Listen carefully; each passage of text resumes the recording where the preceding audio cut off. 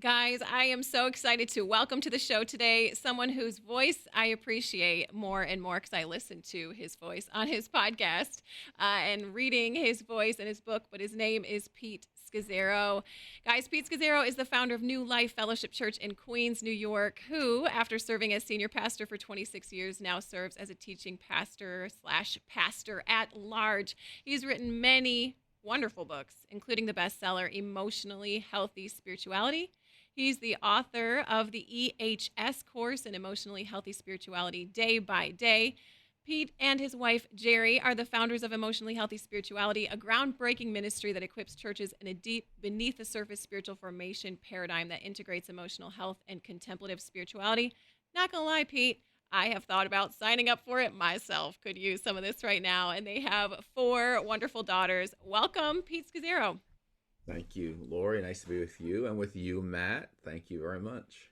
Pete, it's so good to have you. And before we dive more deeply into the heart of the content today, we would love to ask you the following question, which we ask every guest. And that question is, if the gospel is I am more loved than I imagine, and yet more sinful than I believe, how did you first get to know the good news, and how has the gospel been good news for you lately?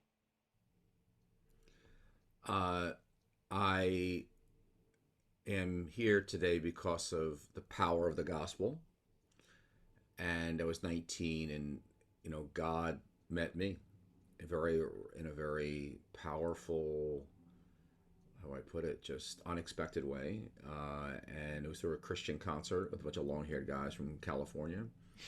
But it's when I first really saw the grace of God and Jesus and the cross, having died and risen and ascended for me.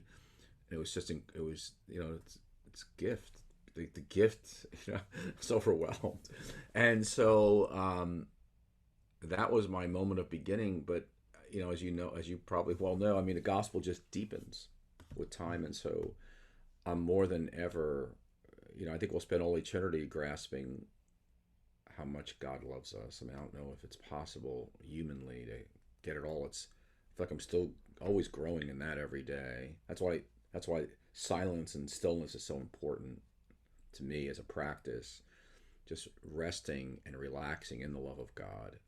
But then in terms of sinfulness, my morning prayer today was on Romans 1 and reading Paul's list of humanity, sinfulness, and it's all of us. And I'm just like, oh gosh. And I was just like, the grace of God. And am I more sinful than I ever believed? I probably don't comprehend that fully either. But I think that statement, I don't know who said it originally. I know it's a classic statement about being more sinful than we ever imagined and loved. But it's true. It's true. It's very true. So I'm here by the miracle grace of God. I mean, I'm so grateful. I'm eternally grateful. Paul describes himself as Paul, a bondservant of Jesus, which basically means a slave. And my last few days in my own devotional time in the morning, I've just been saying, Lord, in his comment, this scholar wrote that there's no other human being, probably few people on earth have loved another man or person like Paul loved Jesus. The God man. And I thought to myself, and Paul saw himself as a slave, and I'm like, yeah, I'm a slave of you, Jesus, and what do you want me to do? Psalm 123. I lift up my eyes, and to my master, and he's the Lord. And it's such a simple image. I'm a slave, like, to Jesus, because I'm so grateful to him. But here at this many years later, as I've transitioned, and I'm now in my mid-60s, and just like, this will be till my dying breath. I'm a slave of Jesus. My life's not my own. So that statement, the gospel, which is the power of God, is the informative reality of everything. We started talking about all kinds of issues right before we got on here: gender, marriage, sexuality.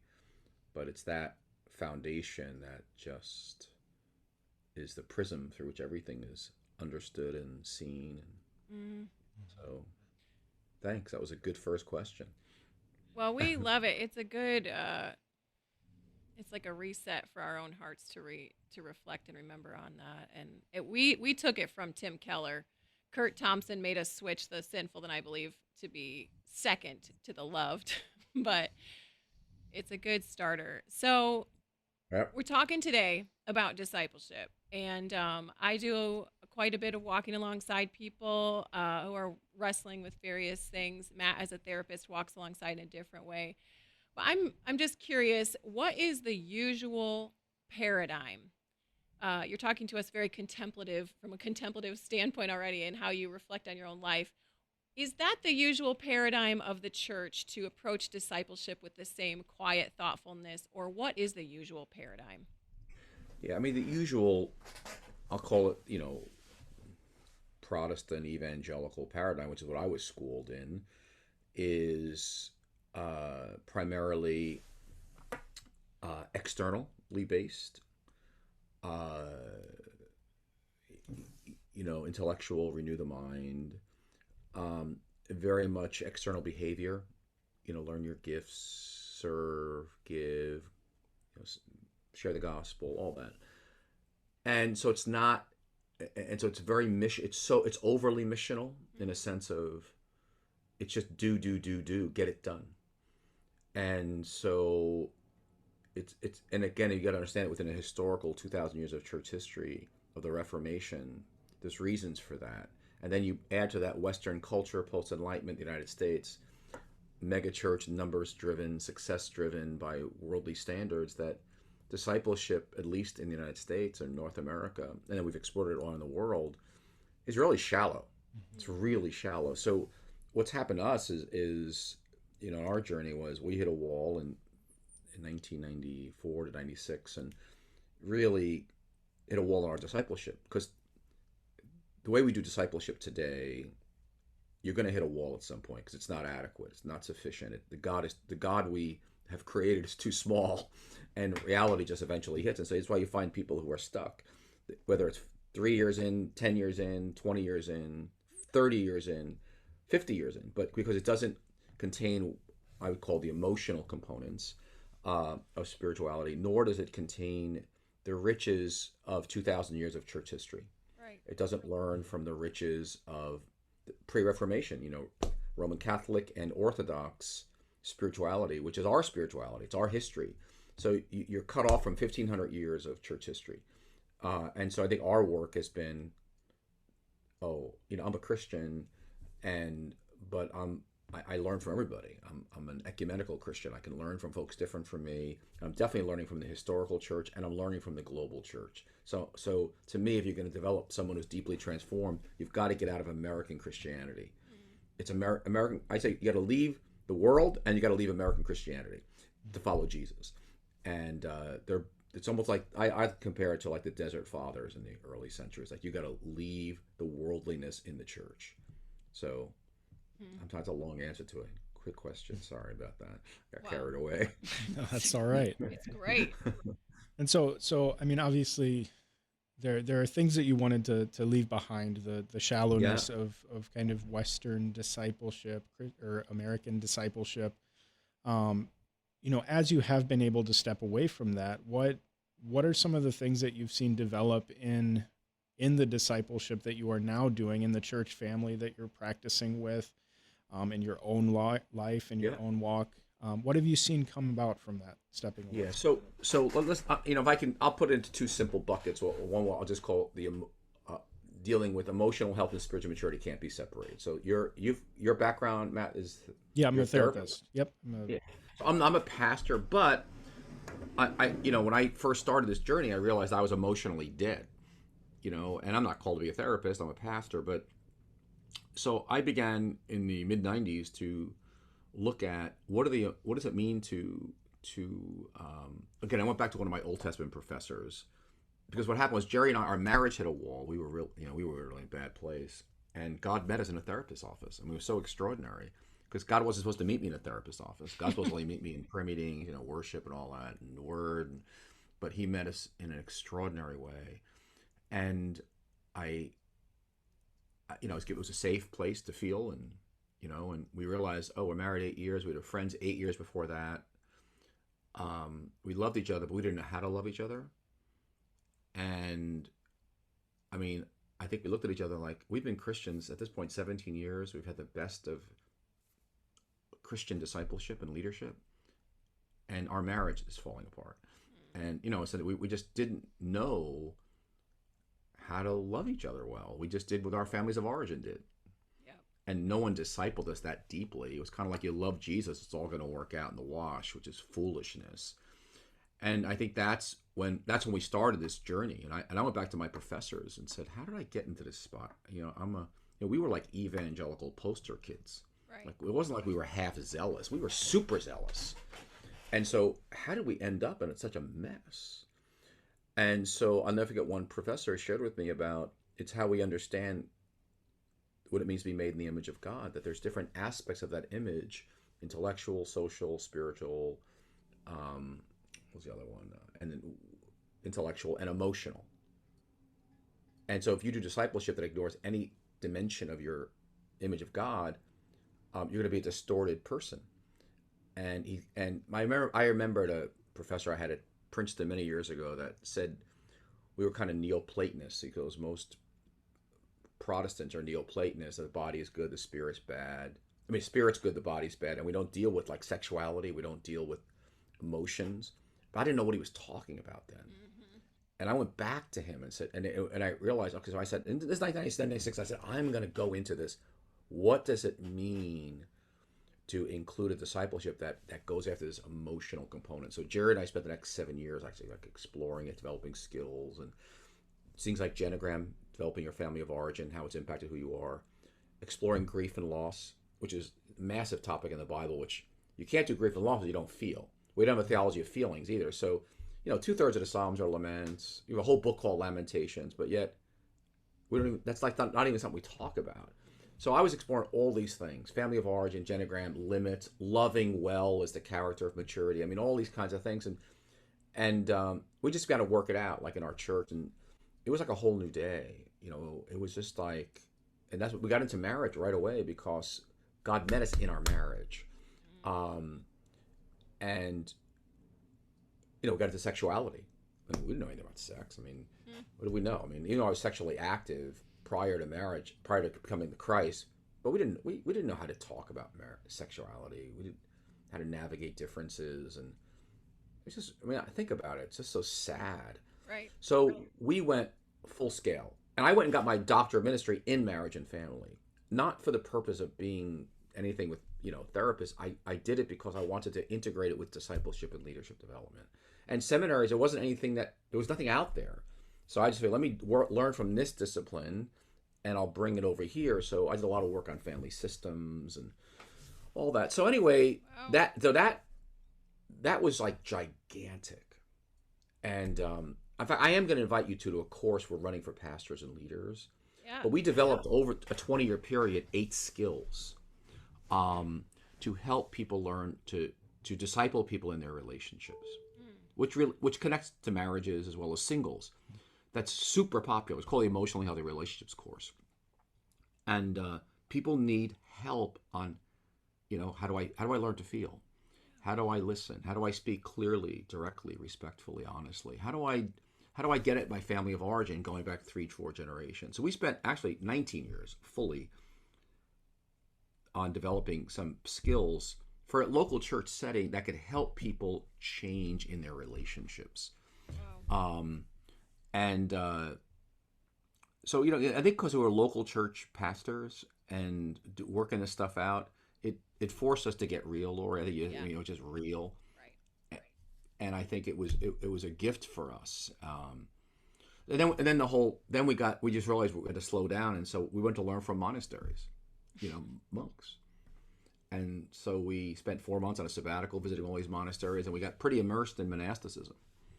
So we had this emotional health piece, and you had this monastic stream, and we were integrating into a biblical theology, and we just were doing it for us and our context. And then we began to write about it along the way. Who knew it was going to strike a chord, in other people? But so it's been a wonderful 26 years for us, and fantastic. And I think now it's like we've got popular, like recently. I mean, our books are always out there, but it's so ironic that we're older now, and like now the whole world's into emotional health, and everyone's into contemplative spirituality. And my publisher said, recently said, you really chose a good title, Emotional Health. And then I reminded him, I said, do you know that when I wrote my first book, and it came out in 2003, I said, you at Zondervan opposed vehemently my title, Emotional Health, because you said no male is going to buy this book. And I said to them, I don't care. It's the right word, because it had to do with the whole theology of we're made in the image of God. Right. And it was that missing component that I was going after. I mean, they fought me. And I just said, it doesn't matter about the sales. It matters about truth. We can call it integrity, call it a lot of things. And it's just so ironic, now the culture, Gen Zs, millennials, they're totally into it. So our biggest following is like yours. It's really young, it's 20s and 30s it's just so ironic, it's just years later how it all comes back to you. So, but which is why I'm sure, we're quite your niche as far as your target audience, whether unintended or not. But when I'm reading it, what I love is you have the rich, deep understanding of the gospel, which truly theology saved our marriage, as well as some of these contemplative practices that saved my life, as well as when you're talking about lament. I mean, that's one of our top 3 talks that we give is how much we stinking love lament. And that was our last episode, was like another one, and how that rescued all of us in this room, and it sounds like even you. Yes, so, absolutely. As I'm walking with people, and especially in the last couple of years, so it's hard not to have a conversation like this without talking about the effects of COVID, et cetera, on a life. But I'm noticing there seems to be 2 categories of people in the world: the helpers and the helped. And I tend to fall in the helper category, and I am burnt the heck out at this point. And so I'm in a season of doing some deeper heart work. But I have just a question. Are those good and right categories? And if not, what's a better way of viewing the world? Yeah, I don't like those categories that much. I mean, they're okay, I guess. I mean, aren't all of us being helped and helping, right? Isn't that what we're all kind of always? I'd like to use the word. Everybody's trying to balance your being and your doing. So everyone hopefully is being helped all the time. I'm receiving the love of God. So right now, if you're feeling like you're giving out more, you're tired. Like I'm doing too much. I'm overloaded. That means you're giving beyond what God's asked you to give, first of all, and you're not receiving enough to be giving as much as you're giving, so you're feeling depleted. So I would just see that as a Holy Spirit love of God tap, like, hey, Lori, like, slow down, like, some things are out of order. So there is a theology of limits, which I think you read about in E.H. Discipleship. It's very important because crossing it's a challenge for all of us since the garden. We go beyond what God's asked us to do, and it's my greatest challenge too. Like I just say, my number one sin is clearly my rebellion of crossing God's limits. And so even right now, I said, I'm cutting back a lot of stuff so I can do a project. Well, it's really hard to do because I enjoy doing everything, but I'm not God. I'm a creature with severe limits in every sense of the word, and I'm going to die, and God's kingdom is going to go on just fine without. So I structure my life in such a way that number one is, how much time do I need to be alone with Jesus, and be with me, which is a lot. And then I'm married, because of that marriage, that's my number one priority. I lead out of my marriage. And so our marriage needs a lot of time. We have 4 daughters, 2 of which are married, a few grandchildren. They flow out of the sacrament of our marriage. That takes time. So I'm saying, like, at that point, how much time is left? There's time, but it's very limited. And so, and Jerry and I are both, I'm an extrovert and she's a high introvert. Nonetheless, I still need a lot of time alone. So when I do too much, I feel it in my body. But I know that God's in that, we like to say the body is a major prophet, not a minor prophet. God's speaking through the stress in your body, like, slow down. Yeah. because life's about loving union with Jesus. That's what life is about. So anyway, one of the things that we love to take from monasticism is a rule of life for your personal life, and to make sure that you're receiving enough. Again, like receiving can be everything from going to a seminar, listening to your podcast. It could be reading scripture, but you're just receiving the love of God, and then you make sure you're giving out the love of God, but it's coming out of a cup that's full. So that just takes a lot of time to have a full cup. Can I ask a question? Yeah. Which my question is, can you repeat the statement that I've heard you say a few times, both in your book but on your podcast, that when people come to you and they're like they're bidding for your time. So you just mentioned I've limits, and that's actually been a good reframe for me. But can you tell me, so people come to you, bid for your time, and they're like, oh yeah, if you say no, they're like, oh, I know you're so busy. What's the phrase you say to them? Yeah, again, it's all theology, isn't it? So it's very important. I'm not busy. I don't like the word busy. I'm limited, is what I say. In other words, I'm limited. So in fact, I had someone ask, someone I know wrote me a long text, and really wants me to meet with this other person for dinner. And I felt, I was like, oh, and I just, I had to write a thoughtful email, think about it, and realize, I'm sure the person would be wonderful to meet with, and it's about their succession at their church and all that. But I in my own brain, I'm saying, no, I'm limited, and what's God asked me to do? And I recognize I could meet with a lot of people. I could do a lot of things. But I think the discernment of what's God's unique sealed order, as we like to call it, for you in your life at this season, and that's the great task of discipleship, is being faithful to your unique God-given life. What's God given you to do with this podcast and the Center for Faith and Sexuality? And it sounds like a wonderful niche, but my greatest passion and concern for the two of you would be like, don't be sucked into doing things that just aren't what God has for you. That's the great challenge, that discernment. Because if you say yes to one thing that's not maybe where God, and all of a sudden you're down a road and you're like, oh my God. But the thing in your heart is like, I should be over here doing this, but I don't have time to think and reflect and whatever it takes.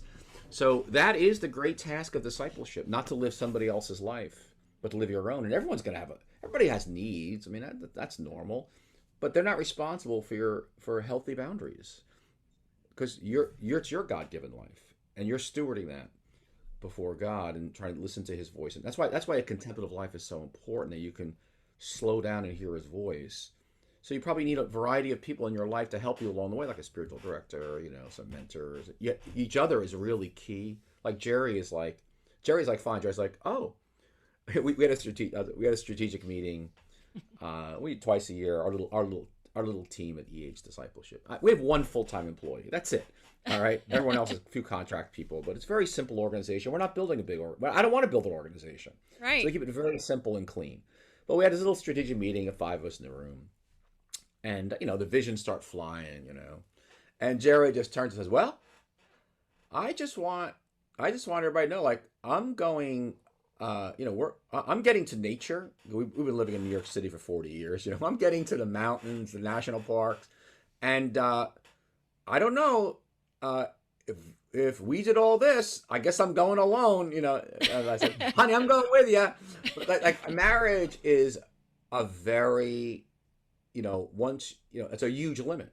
Yeah. Because God's built us each differently, and your spouse is your first neighbor, and so Jerry's passions for the outdoors and nature, even though we live here in urban New York, is a really big piece of our discernment of how we're doing things. So we're starting a cohort for like 8-9 couples around the world over an 18-month period.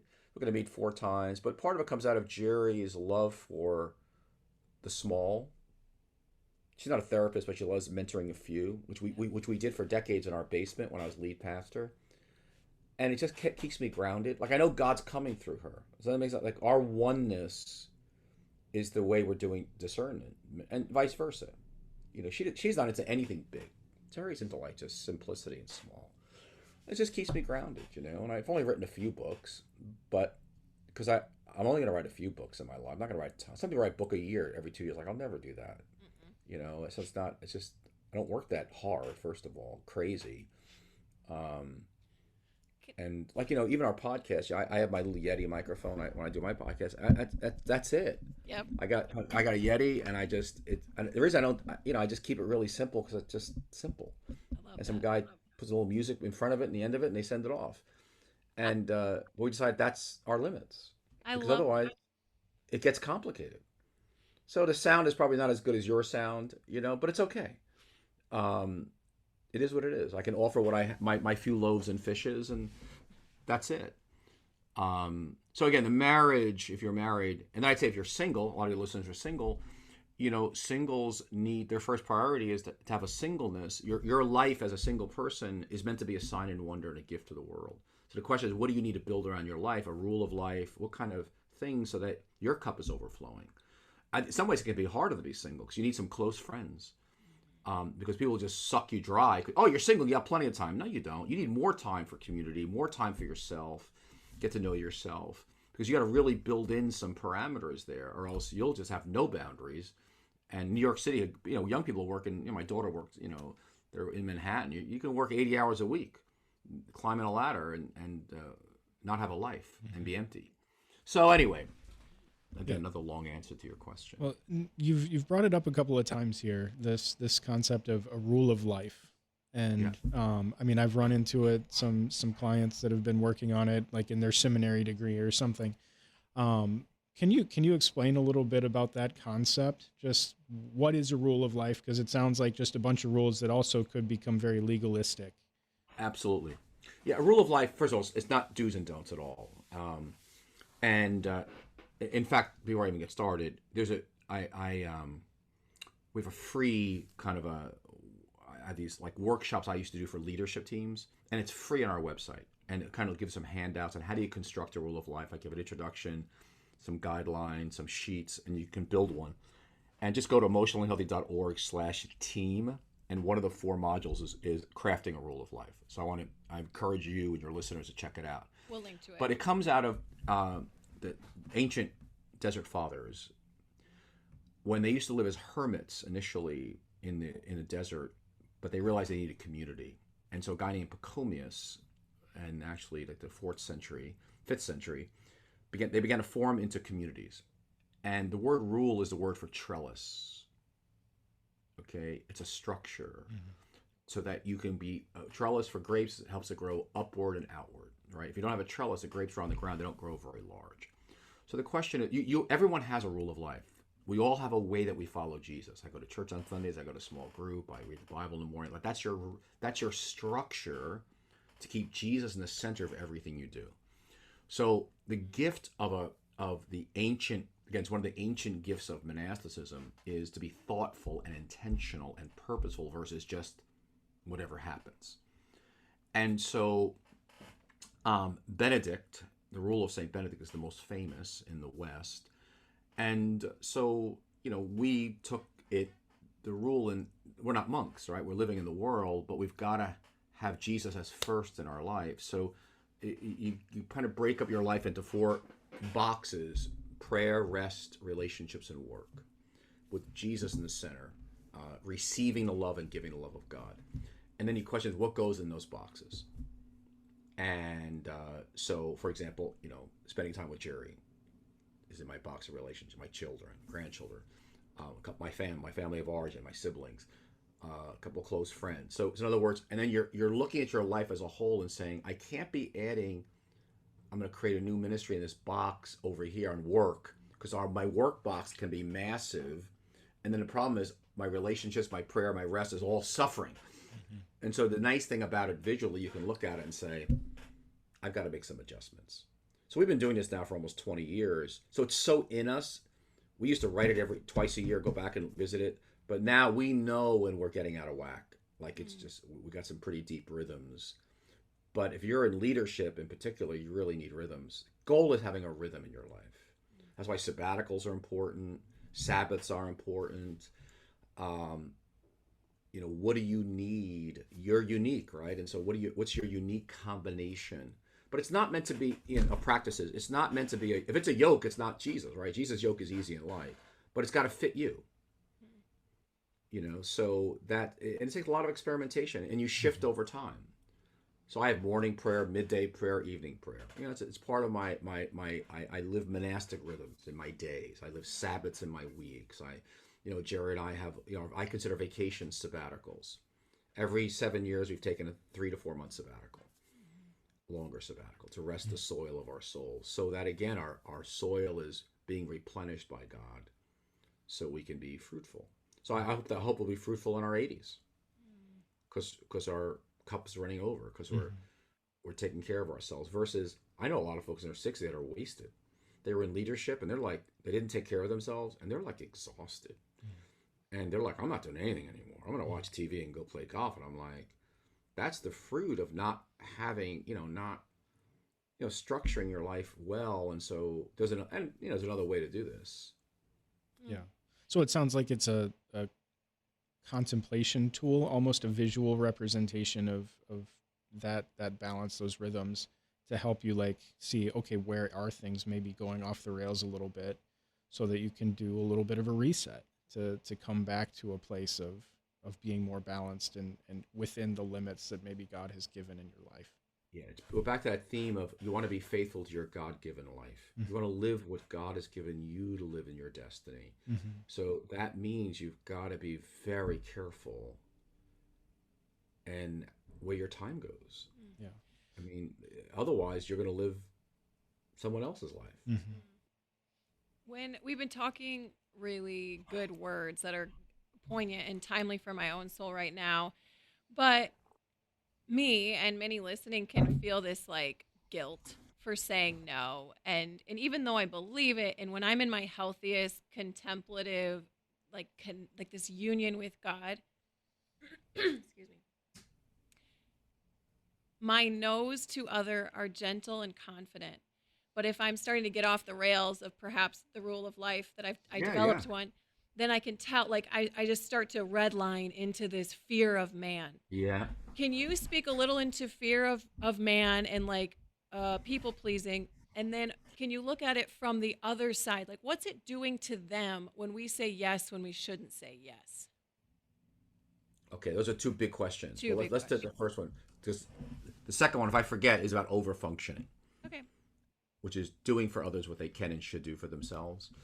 But and it's so interesting, that whole thing of, pleasing people, right? Yeah. Galatians 1:10, that verse is quoted. That verse was quoted a lot before I got on this journey of emotionally healthy discipleship, but never helped anybody very much, because this made it feel more guilty, because you're not getting to the root underneath the problem. I'll just use myself as an example. So I came from a family where there was pretty severe abuse, not sexually, physically, emotionally, very severe. So when there's abuse in a family and you grow up in that family, there's no boundaries. My role, like my siblings, was take care of my mother, who was sick and in and out of hospitals. And so you didn't do delight. You're just trying to survive. Okay. So my whole life was taking care of my mother, who was always sick. So of course I became a pastor. Now I'm taking care of everybody. So saying no, who says no? I say yes to everybody. I'm making sure there's peace in the house. That's deeply in me. So I've got a broken part of me. So just quoting the verse and memorizing and meditating on the verse, Galatians 1:10, is not going to cut it. So you've got to do, again, some deep transformation. So part of what, for myself, is, again, getting in touch with my genogram, my family of origin, going back 3-4 generations, realizing I got a deep wound here. I got a deep vulnerability. It's in my brain, my neurochemistry of my brain. It's in my body. So I feel guilty taking a Sabbath. I feel guilty. The only way I could merit enjoying pleasure was I have to suffer so much to get there. Like, kill yourself, then you're worthy of a day off. But back to work for God. And so before I know it, I'm preaching grace, but I'm living law, But you can't even see it. That's why some of the most, you're quoting some good gospel people. To me, it's so meaningless, because people very often who are the biggest gospel people are in complete bondage, and they use scripture and grace and Reformed theology almost as a defense mechanism to not have to do the deep work of letting Jesus inside of you, and because they're so shut down emotionally. Anyway, back to myself, I've got a vulnerability of saying yes. And Lori, I still have it. It's just in me. I want to say yes. I want to make people happy. So I recognize that's me. Now I've gotten a lot better over the years, but I lost a leg in a war. Do you understand? Of life, just growing up. Metaphorical But leg. not, what's that? A metaphorical leg. Yes. Metaphorical. Yes, Yeah, and just the kind of abuse in my family growing up and you did. all that stuff. Yeah, But I'm walking. I'm not crippled.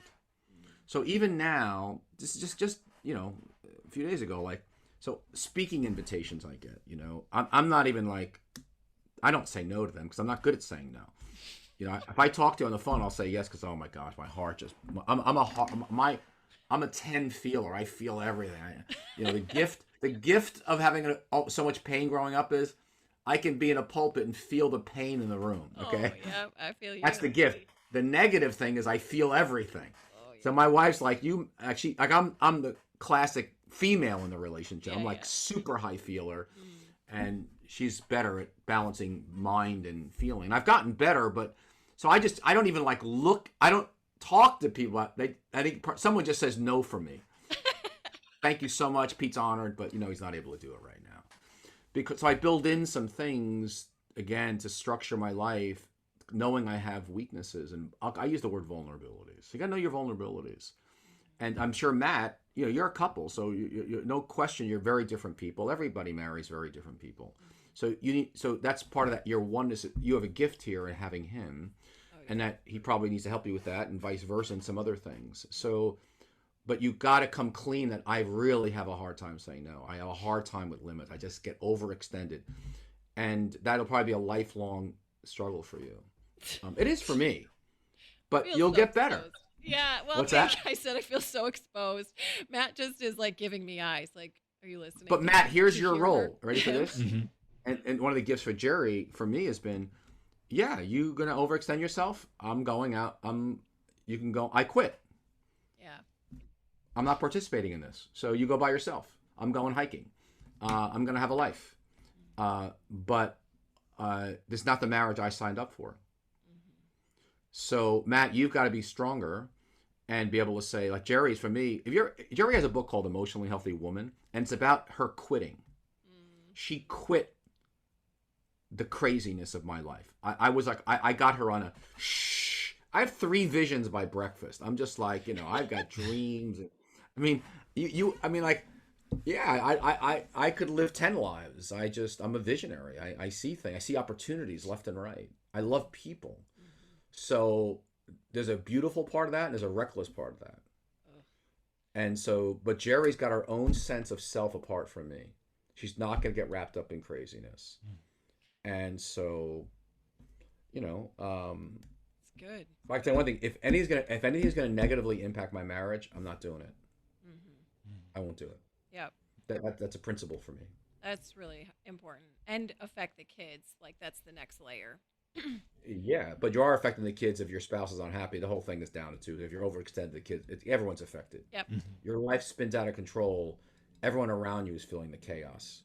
Which I like what you named, that you've been practicing these tools. I'm just storing that away. You've been practicing these things for so long that you have a good indicator, an early indicator than you used to have, where it had to be total breakdown in order to know something's not right. Now you're oh, okay, we're off. We got to recenter. I want to develop that. Can you talk for a hot second about the over-functioning? That was the second big question. Hey, you see, again, it's coming out of, I'll use, I don't want to say you, I'll do me, all right? So, it's fine. It's also me. Go ahead. Over-functioning, and Jerry's got a great chapter on over-functioning, is doing for other people what they can and should do for themselves. It's actually perpetuating immaturity. You're not helping anybody out. We can do it for our kids, our friends, our parents. Someone was talking about her mother is now 75, and she goes, I so overfunctioned for my mother who's now sick, but I got myself in this hole, but my whole life I've been taking care of her. And I said, yeah. So anyway, but overfunctioning is deadly to everybody. So again, we're back to, we have our children. That's a great challenge of parenting, isn't it? Right? As kids you don't want to do based on their age. You want to be very sensitive that you're not prohibiting their maturing by taking away all suffering and difficulty that they must go through to grow up, right? Just like God does with us, right? I mean, God, I think is very similar as a perfect parent. Um, so yeah, I think again it goes back, but you're doing it out of your unmet need. Don't you understand? Like in my it's my image. It's not my best self. It's my immature, uh, underdeveloped, immature Pete that starts rescuing people. Oh, like the whole world needs Pete Scazerro right now to write another book. You're like, really? No, it doesn't. I mean, if God's asking me to do it, it'll be a piece of what the big thing God's doing in the world. But if it doesn't happen, Kingdom of God's gonna go on just fine without me. I was senior pastor for 26 years at our church. I planted the church, so you have a lot of power when you do that. People, this church will never continue the way it has under your leadership. You know what? Once the right person came on, they forgot me before I even left. I mean, within 6 months.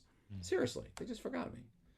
And it was like the church, because the church was doing great. New person, they're bringing God. It just, if God's coming, people don't care through whom it's coming, really. And so we're just, we're servants. We're servants in this thing. And we got a little piece to play in this massive thing God's doing. But we think, when I think I'm indispensable, I'm not centered. I need more. I know that I'm off center when I start feeling indispensable. That's something. It's just again, it's back to a vulnerability. So every day, Lord, so I watch myself. Today's Thursday. Yep. We're recording this anyway. I don't know when you're going to release it, but it's a Thursday. So today is my final day of work in the week. So I've got till 5:00. So I had my morning prayer. I slept in this morning. Got up at 8. Nice. Had a little tea. Had an hour with God. Just 25 minutes of silence, meditating on Romans 1. And just great hour. Came back. I got up and said, all right, what do I have for the day here? And I know I got a meeting at 1:00 with Jerry. And I just spaced, I have my day kind of spaced out, and okay, I got midday prayer I'll do like somewhere around noon, but I'm going to stop at 5. So, and I've got to put some things in place for next Monday, which is when I'm going to pick things up. So I'm monitoring my being, make sure I'm centered all day. Now I had this podcast with you, and it's 10:00, and I'm free till 1 to kind of do a couple of things, but I got to pace myself and say, okay. So I work very hard at my little to-do list. I got my, every day I'm just, my weeks, I want to work in quadrant 2, which is really important, long range, and not be caught up in urgent stuff.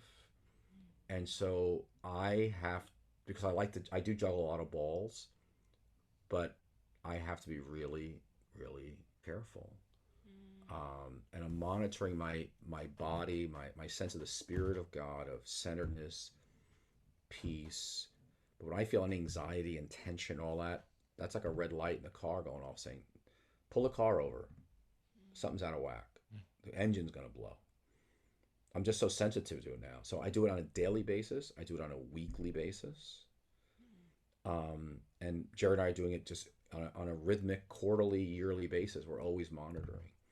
And life is always changing, right? Life's just always moving. So we now have we have 3 grandchildren. We have a 4th being born in January. So that's a new season of life for us. We not only have children and a couple of son-in-laws, we actually have now some grandchildren. Well, how do we want to spend our lives with our grandchildren? What kind of relationship do we want to have with them? How important is that? Well, to us, it's really important. Yeah. So, you know what?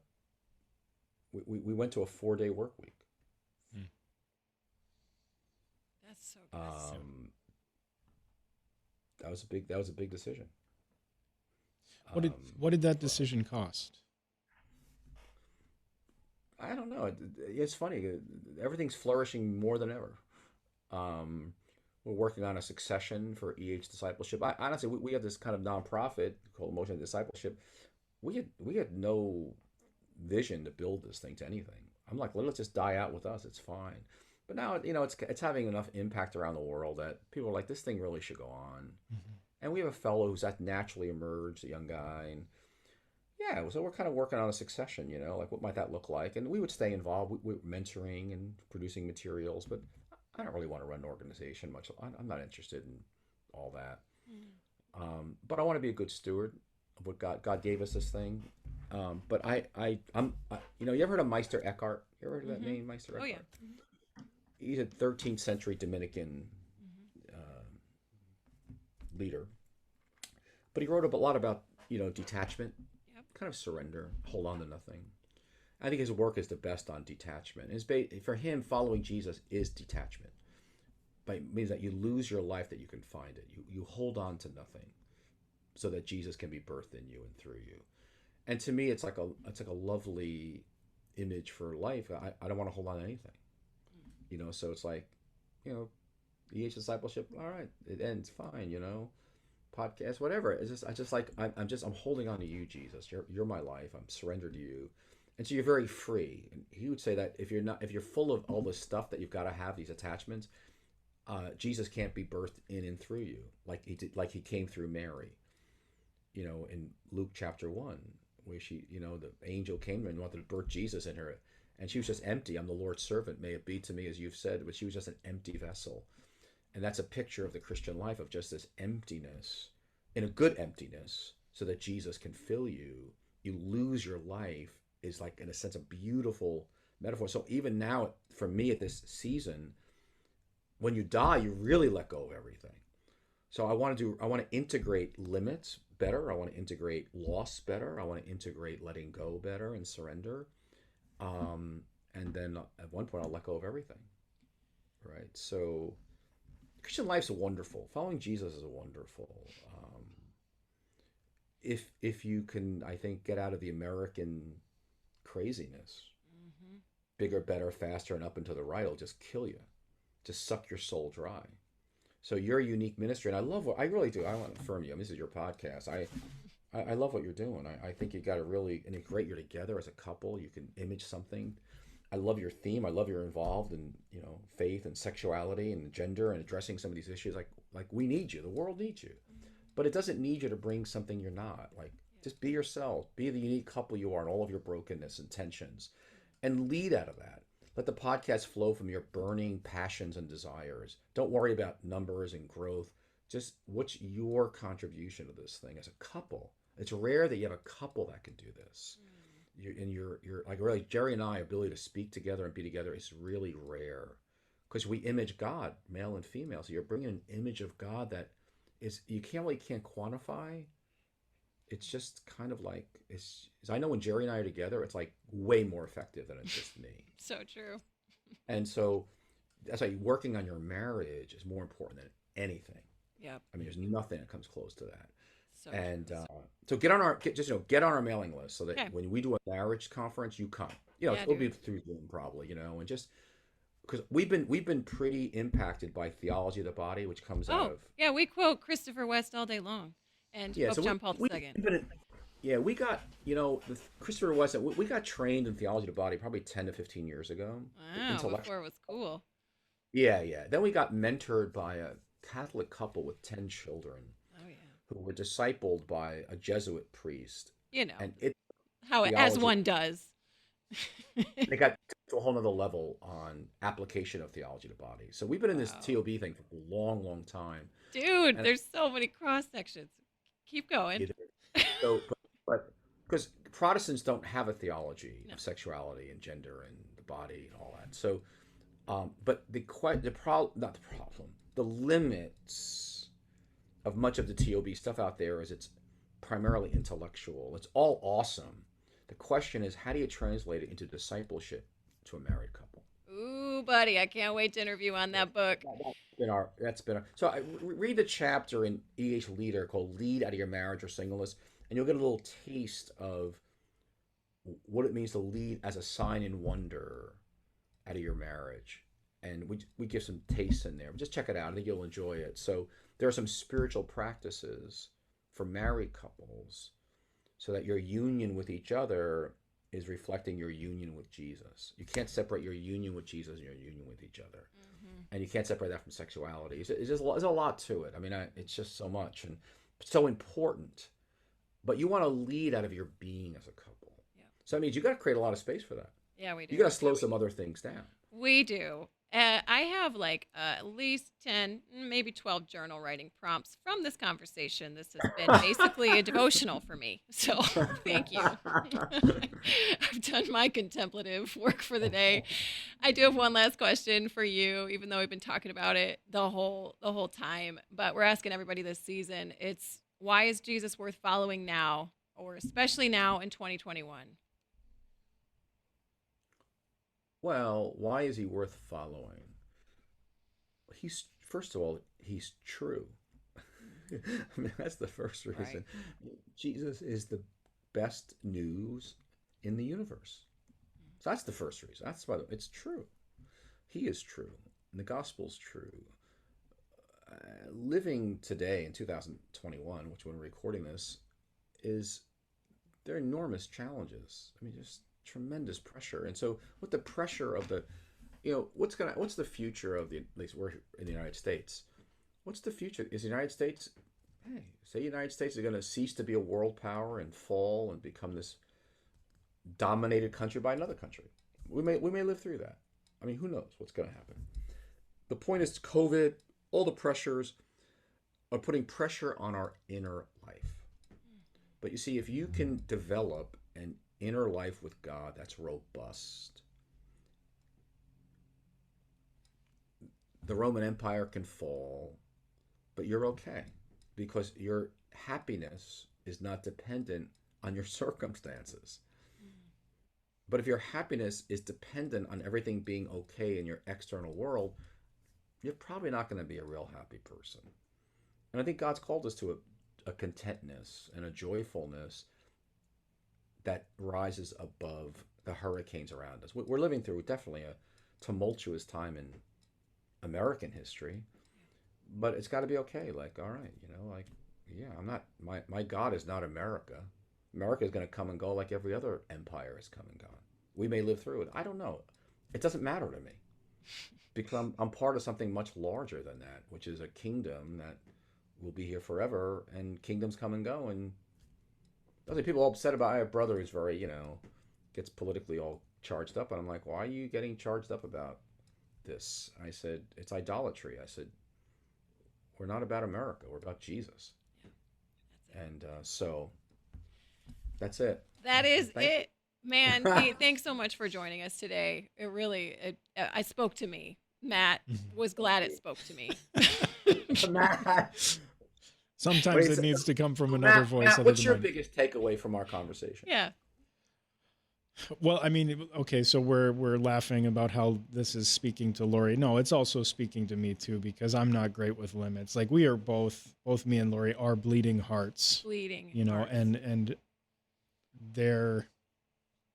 we're recognizing some of the way that our pace, our frenetic pace of life had been kind of affecting both us emotionally, our family, our home in general.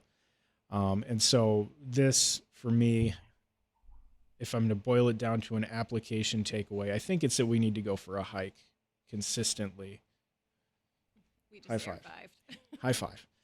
Yeah, we need to get away and have a practice of just getting away from things to take care of our souls and our relationship together.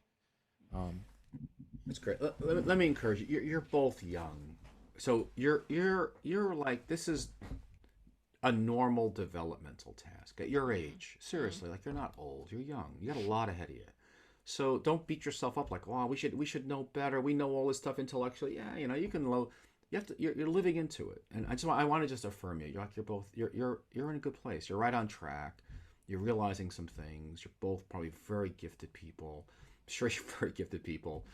You've got vision. You've got a lot of unique stuff you're bringing together here. So yeah, God's probably coming to you to say, this is a season. You've got to pause and get retooled for the next phase. Yep. You can't be living on what you were living on before.